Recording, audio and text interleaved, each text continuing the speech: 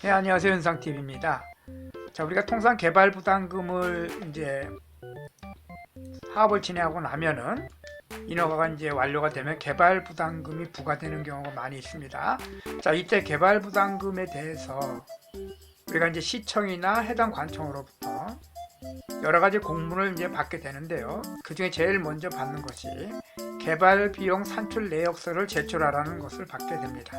자, 이게 무슨 내용이냐면은 우리가 이제 일반 전이나 답이나 임야를 개발 행위를 통해서 지목이 대지로 바뀌게 되면은 그걸 통해서 건축 행위를 같이 하면서 지목이 바뀌게 되겠죠. 집을 짓는다든지 근생 시설을 한다든지 기타 등등 공장을 뭐 짓는다든지 하게 되면은 지목이 변경되면서 그로 인해서 개발 부담금이 부과된다는 내용이고요. 이 개발 부담금을 해당 관청에서 부과하기 전에 사업 진행에 있어서 여러 가지 비용들이 들어간 것을 제출하면은 그 개발 부담금의 내용 중에서 여러 가지 그 비용들을 제하고 나서 그 다음에 개발 비용 부담금을 산출하겠다는 내용입니다.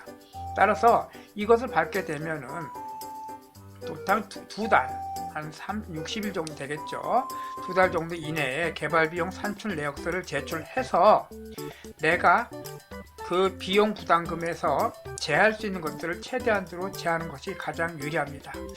많은 분들이 이런 내용들을 잘 모르시고 개발 비용 산출 내역서가 제출하라고 공문이 와도 일반적인 내용들만 뭐 제출한다든지 또는 들어간 여러 가지 각종 비용이나 그런 것들을 제출하는 좀 빼뜨리고 제출하는 경우가 있습니다. 이렇게 되면은 해당 시청이나 해당 관청에서는 그 내용을 통해 가지고 개발 부담금 비용을 산출하게 되는데 추가적으로 들어간 비용들이 제해지지 않기 때문에 차후 나중에 개발 비용 산출 내역서가 나왔을 적에 그 부담금이 더 많이 나올 수가 있는 것입니다.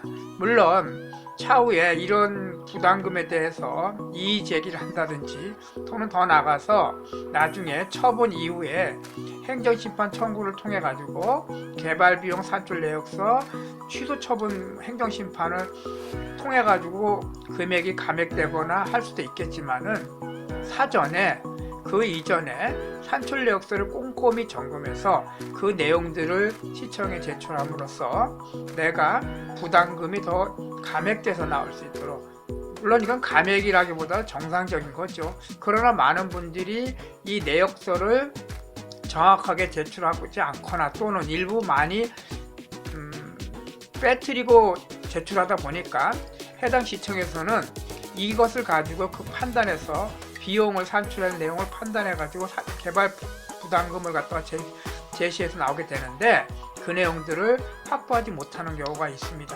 따라서 이 개발 비용 산출 내역서 공부를 받게 되면은 본인이 공사했든지 또는 공사 업체를 통해서 했든지 간에 여러 가지 공사 비용과 또 거기에 들어가는 여러 가지 각종 인허가 관련된 금액들이 있을 겁니다. 상하수도부터 시작해서 설계 비용, 그 다음에 부동산 뭐 중개 수수료라든지 기타, 그 다음에 또 이제 여러 가지 뭐 토목 기반 공사하는데 필요한 내용들이 많이 들어가 있을 겁니다. 자, 이런 것들을 하나하나 다 빠짐없이 개발 비용 산출 내역서에 포함시켜서 그것을 제출함으로써 좀 더 개발 부담금이 적게 나올 수 있는 방법이 하나의 방법이 되겠습니다. 따라서 이러한 서류 하나하나도 꼼꼼하게 챙기는 것이 중요하겠고요. 그 이전에 먼저 내가 어떤 토지를 매입을 해서 개발 행위를 통해 가지고 집을 짓는다든지 여러 가지 뭐 근생시설이라든지 공장을 하게 된다면은 사전에 이러한 개발 비용 산출 내역서라는 것을 받게 되고 개발 부담금이 거기에서 제해진다는 것을 알고 처음 시작할 때부터 꼼꼼히 체크하고 파악해서 서류를 잘 갖춰 놓는 것이 중요하다고 볼 수 있겠습니다. 자, 이번 시간에는 개발 비용 산출 내역서에 대해서 말씀을 드렸습니다. 이 내용은 조금 더 구체적으로 파악하시고 준비하시는 것이 유리할 수 있겠습니다. 네, 감사합니다.